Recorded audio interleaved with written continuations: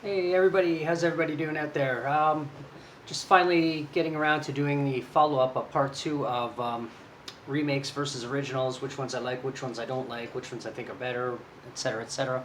Um, I have to do it because of unfortunate circumstances. I don't have to do it. I'm choosing to do it. Let me just fix this. Through unfortunate circumstances, I woke up this morning somehow with a sprained ankle. I have no idea how I got it because I didn't do anything to it last night. A little sore when I went to bed, and then woke up around 7:30 in the morning, and it was throbbing. And then I lied down. I stayed in bed for a little while longer, and then maybe about half an hour later, I got up to use the washroom, and it was unbearably excruciating. So I've been soaking it with ice water most of the day. I took some ibuprofen, and now I have it wrapped up, and it's actually it's not so bad. But I got my trusty cane here. That's is helping me out. It's helped me out a few times. I've sprained my ankle many times, mostly due to bike riding and other things like that. Anyway, the sun's going down, so while I got some natural light coming in the window a little bit, I'll get this started and hopefully get through the stacks. There's probably a couple in here I'm not going to bother doing just for time reasons, but anyway, let's get started. And I'm going to start with one of the worst. And we got Psycho, we got the remake, and we got the original. Now, anyone who knows anything knows that the original is a masterpiece, and it's probably one of the best, at least thriller, horror, mystery type movies, suspense movies ever made, as far as I'm concerned. I would say it's Hitchcock's best movie of all time, but it's definitely up there within in the top five for me for sure. So I'm just gonna put that there, and then we got this piece of crap right here. I actually bought this by accident.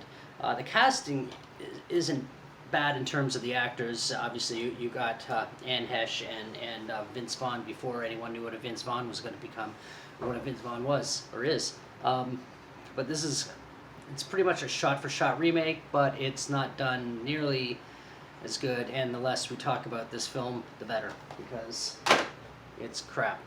And I bought it by accident because I didn't actually have a copy of Psycho, and I just saw Psycho. It was like $4. Like, oh, I grabbed it. Then I realized which one I'd actually bought without really looking at the box. But I do like Vince Vaughn and Hesh, however you say. I don't even know how to say her name. She's a fine actor too. So it's not that it's poorly casted. It's just a poorly made movie. Anyway, moving on. Another one of the best horror movies of all time, and the remake, which as far as I'm concerned is not as good as the original, but definitely holds up. It's still really well done. It's still creepy. The story's changed a little bit, but not much. And but this is definitely one of the best horror films of all time. German expressionism, just the way it's filmed, it's just really well done. Max Schreck is super scary in this, at least in his appearance for 1922, I think. And this one is still really good. I can't that's it, Klaus Kinski, that's it. I knew it was Klaus something, but I couldn't remember exactly what. But he still looks really good, really frightening and imposing, and it's a pretty scary movie for its time. And so I like the original better, but I would definitely recommend seeing the remake if you haven't seen it already. It's not a new remake. I think it came out in the late 70s, around 1980-ish maybe. I can't remember exactly when. Anyway, moving on. We got Dawn of the Dead and Dawn of the Dead. George Romero, of course. One of my favorite horror movies of all time is Night of the Living Dead. My favorite top two, that and Texas Chainsaw Massacre. And I know I'm going to get a lot of haters out there when I say this, but I actually like the remake better. I do like this. I think Tom Savini is great in it, and his work, and I get there is the usual George Romero political message tucked away, hidden in the story. And I do really like this. I'm not saying it's a bad movie by any stretch of the imagination. In terms of which one I want to watch, I just rather go with the remake. It's more exciting, a lot more going on. But again, I do. If you haven't seen this, I recommend it 100%. Like, check it out. It is a really good movie. It's got some camp to it, and Tom Savini, he's great acting in it, and his effects, as always, are just hands down some of the best on screen. So, again, not a bad movie. I just one of the few people that actually prefer the remake. I'm just gonna go right to Carrie. I don't have a copy of the remake, and I probably will never have a copy of the remake. This movie is one of my favorite horror movies of all time, even one of my favorite movies. It's such a well done movie. It's scary. The casting in it is amazing. Sissy Spacek is just perfect in the role, and you do have a lot of good people in this movie. It's actually been remade twice. One was Stephen King's one of the miniseries, and if you know anything about miniseries about Stephen King's movies, sorry, I need some water. Spooky. But Stephen King's miniseries, they're usually not that good. You know, there's like, you have It, which I think's okay. I think is overrated personally. I think it's a little silly, but it's the only thing worth it is Tim, I forgot his last name, and he's so famous, and I love him and everything he's in. And it'll come to me sometime later on, probably after I'm done making this video. But his performance and the actors and the character, like the actors in the movie, in the series are good, but I think it's overrated. But anyway, I'm sort of moving away from what I'm trying to talk about. The miniseries of this I thought was silly, and all the actresses, including the actress who played Carrie in it, are like smoking hot, which I thought was weird. But the remake itself, it comes off as too Hollywood, too CG, too modern. And the end, like this scene here in the end, I'm not going to give, for anyone who hasn't seen this movie, which most people I think have, or at least know what goes on in this movie. This here is near the end of the movie, and in the remake version, she just sort of, in this version, she snaps, and it's not, I don't even think she's in control of what she's doing anymore. She's just going, her mind's just kind of doing it on her own, because she's just so overwhelmed, so much sensory overload going on with her, that she's just really not in control. Whereas in the remake, it's like she's totally in control. She knows what she's doing, and to me, it doesn't work for me. It's not scary. It's not, it's not a horrible movie. It's just not that great in terms of remakes. If the original didn't exist and I saw that movie for the first time, I might like it a little bit more. But because I know it's based on more so the movie rather than the novel, I can't really get into it. And The Omen. Now, I'm just going to say, and I'm going to fire through these a little bit quicker. I'm rambling on a little bit too much. The original, it's an excellent movie. Some people, the decapitation scene, people think it looks campy and hokey. I think it was really well done, especially when it was done. I really liked it. And the remake, I probably like them both about the same. I would say that this is a better movie, and they're close to almost being a shot-for-shot remake in a lot of ways. But both of them are great, but I definitely would recommend this over this. But in terms of watchability and rewatchability, I think they're both kind of on par with one another. But if I were to pick one over the other, I would definitely go with the original. But still, both are well done. And we're going to go with The Hitcher. I really like both. There's a couple scenes in this one that I find a little hokey. The helicopter scene, and then Nine Inch Nails is being blasted in the background as the soundtrack of the scene, and he's shooting everything. Sorry, spoiler alerts as always, and it just comes off as a little bit over the top. But the movies are very much alike anyway. You got C. Thomas Howell, who's like pretty much every teen movie in the 80s. It seems like he's been in some aspect. Or at least a lot of the good ones. But I do like this. This one's a little bit more graphic, and they do a bit of a gender swap in one of the end scenes. I'm not going to say what it is if you haven't seen it. And one they're talking about it, and one they actually show it. But both are good. Both are well casted. Definitely prefer the original, but this is, aside from one or two hokey scenes, this one is still just really well done. And I recommend both of them. Here we go. And we got Hills Have Eyes, we got the original, we got the remake. A lot of people, it's one of those remakes, a lot of people sort of seem to not like it for some reason. I thought it was really well done. I actually, believe it or not, I'd seen it before I saw the original. I'd seen parts of the original, but I never actually saw the whole thing. But I saw this in the theater, and then I saw this used. I bought it somewhere for, it wasn't even that expensive. It was like $5-6, and I actually do like the original better. But this is definitely not disappointing. A lot of things going on. The special effects in this, the practical effects in this, are considerably better, but they're more updated and still well done. But original is definitely better, but the remake is definitely, the remake is still really, really good. I'm just gonna do this one quick. Child's Play. Which one do I like better, this or the new remake? This. I thought the remake was one of the worst things I've ever seen in my life. It didn't make a lot of sense. It wasn't really scary. It had one creepy part in it, and that's when, spoiler alert again, the doll kills the cat, and then it's repeating what it had done while sitting in the corner in the dark, and the kid wakes up to see it. The age in the new one, the kid's like a little bit too old for my liking in that type of a role, and I do understand and I'm fine with the fact that they changed it from being a possessed doll to like a modern, I don't want to say AI, but something to that effect. But it also, it doesn't come off as scary, where the original one, being possessed, was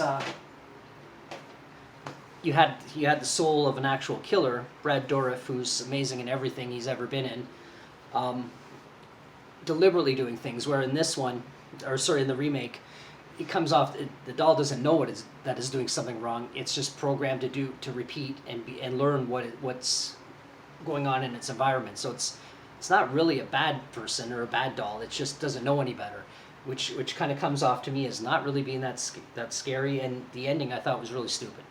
But I would never recommend that movie to anybody. It's boring. It's dumb. But I guess it has an audience somewhere. I'm just not part of it. Moving on. Actually, I'm going to save this one. I'm going to do Friday the 13th. The remake, I thought the remake was amazing. I think it's better than a lot of the sequels. Nothing against Kane Hodder. I think Kane Hodder brought a great personality to the Jason character. It's just, by the time he got cast in the role, the character started, that's when he became the Undead Jason, I guess, Resurrection Jason, whatever you want to call it, and got a little silly. The killings were over the top, and you're not rooting for the good guys anymore. You're just there to see how Jason's going to kill people. And I think they're entertaining. I don't consider them horror movies. Where this one goes back to the roots of the first few movies, but I consider it more of a remake of Part 2. Not even so much a remake. It's almost like replacing Part 2 in a lot of ways, like, because whereas Part 2, everyone knows in Part 1 it's Mrs. Voorhees, and Part 2 takes place pretty much right after the events of the first one, and this kind of does the same thing. It takes place after the events of the first original Friday the 13th. I do like it. And to say whether I like it better than these, it's really not fair, because it's technically not a remake. It's a reboot, but it does take place kind of like where this one left off, just like Part 2. Which one do I like better, the remake or Part 2? It's almost a tough call, to be honest, but I'd probably still have to go with Part 2, because Part 2 is my favorite of the original series. And I think I might have mentioned that in a video I had done on the Friday the 13th films a few months ago. This one I'll just be quick.